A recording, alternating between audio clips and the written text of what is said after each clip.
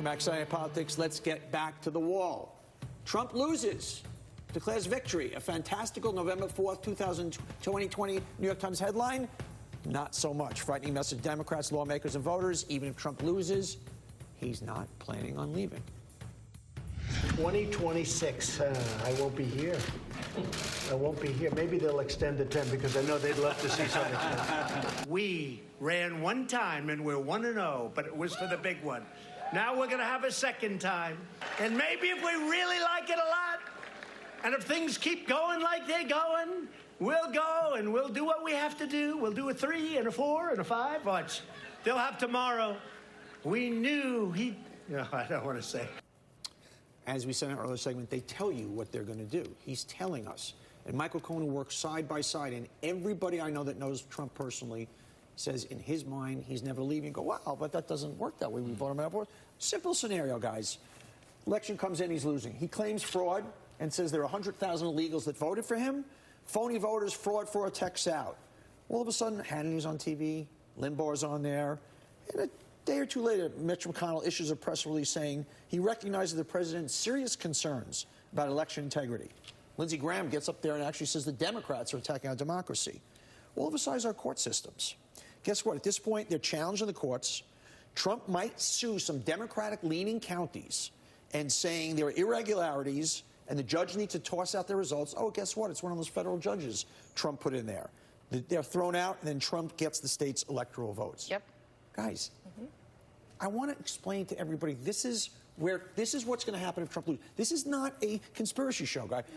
The press, people, but this is true, guys. That's a probability, not a long shot. And neither the media nor the Democrats are taking that seriously, because you've already had one of his defenders, Alan Dershowitz, posit that he could do much of what you just said and then go to the Supreme Court, which he has stacked with his guys. Do we not think another Bush v. Gore could happen, that he goes to the Republican court and they choose to keep the Republican president in?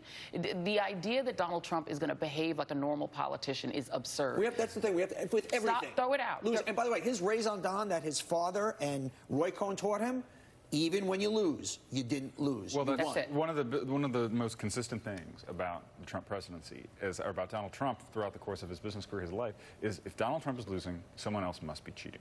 Yeah. You win. I won. By the way, it says an L. No, that's a W. And democracies don't tend to fall overseas in violence. They tend to fall because people are taking advantage of the system and don't trust the system anymore. So it can be, in that sense, very benign that these slow trickles lead to the fascist dictator Donald Trump, and no tank had to go down the street to make that happen. Sean, makes it pretty important for Democrats to win a landslide, I guess, huh? It really does. I mean, this is the thing I want. I'm not trying to do a show. Oh, this is the scare you show. Everything sort of has been that show. Scared, but people should be scared. It has been that show. But that's my Saturday night scare. This no, but that Halloween guys, people are not getting it. This is what we're up against, and the Democrats have to understand it, and the media has to understand. We're kind of all in this together. Everything is at stake here, guys. Everything. This is not.